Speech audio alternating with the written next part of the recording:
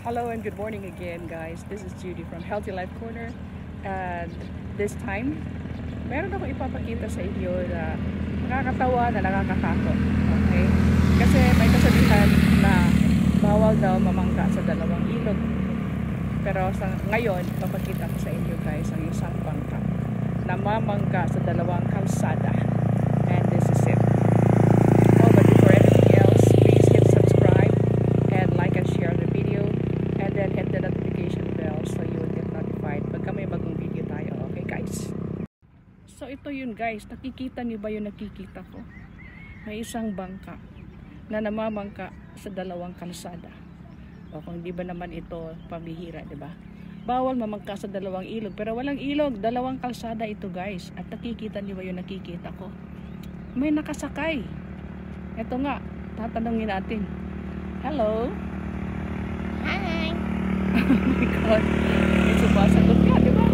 Nakikita niyo ba? May nakikita ang mga kasakay, babae. Oh.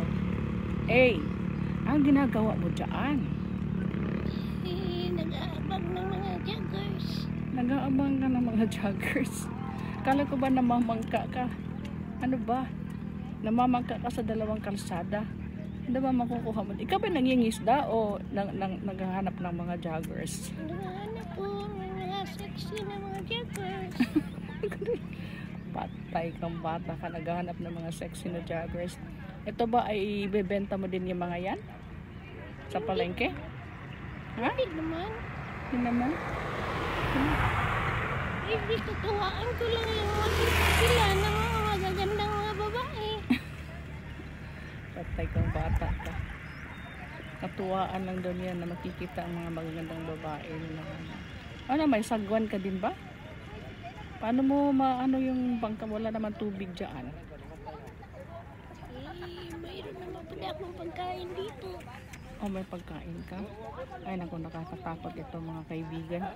O ito, di ba? Namamangka sa dalawang kalsada. Only in the Philippines. So just like they say, it's more fun in the Philippines.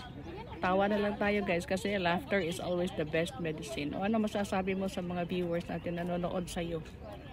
Guys, panoorin mo palagi itong mga video namin. Oh my goodness. So guys, di ba?